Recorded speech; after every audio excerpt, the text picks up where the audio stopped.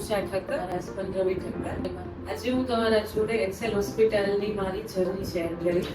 Excel હોસ્પિટલની મારી journey last year Feb 2024માં સ્ટાર્ટ થયેલી હતી, જ્યારે મને માઇનર પીસીઓડી હતું અને જેના લીધે મારું નેચરલ કન્સેપ્શન પોસિબલ નહોતું. એટલે બધી બીજી હોસ્પિટલોમાં મને આઈયુઆઈ કે આઈવીએફ થી જવાનું સજેશન આપ્યું હતું. ત્યારે હું ફેબમાં મેડમ પાસે આવી અને મેડમની દવા અને એમના સપોર્ટ પછી મને ઓક્ટોબર 2024માં નેચરલ બેબી રહી ગયું હતું. અને ત્યારે ઓક્ટોબરમાં નેચરલી રહી ગયું હતું, કોઈ બી દવા વગર કે આઈયુઆઈ કે આઈવીએફ વગર નેચરલ કન્સેપ્શન થયું. અને એ ટાઈમથી મેડમ મને ઓલવેઝ વેઇટ કંટ્રોલ માટેનું બી સજેશન આપતા હતા. અને વેઇટ કંટ્રોલ કરવા માટે મને ઓલવેઝ કહેતા કે વેઇટ કંટ્રોલ એટલે મેં મારી આ જર્નીમાં પ્રેગ્નન્સી જર્નીની અંદર મેં ડાયટ ફોલો બી કરેલું હતું.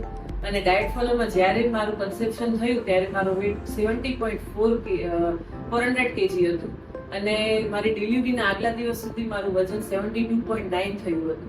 વિથ માય બેબીનું વજન 300 અને 3 કિલા અને 300 ગ્રામ જેટલું થયું. એટલે બેબીના વજનથી બી મારો ફૂલ જર્નીની અંદર વેઇટ બેબી કરતાં બી મારો વેઇટ ઓછો ગેઇન થયો હતો. અને એમાં મેડમ મને ઓલવેઝ પ્રોટીન ઉપર વધારે ભાર રાખી અને કાર્બ્સ ઘટાડવાનું કહેતા હતા. એટલે મેં એ પ્રમાણે આખી ફોલો કરી હતી. અને ધેન મને જનવરીમાં થોડા કોમ્પ્લિકેશન બી આવ્યા હતા, લો લાઇન પ્લેસેન્ટાને લીધે. હિમેટોમા પણ થઈ ગયું હતું.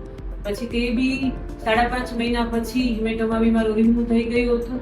અને પછી મારી જર્ની પાછી 5.5 મહિના સુધી પછી નોર્મલ થઈ ગઈ હતી. એટલે મેડમે અને મેડમની ટીમે બહુ સપોર્ટ કર્યું અને મને બહુ હેલ્પ કરી.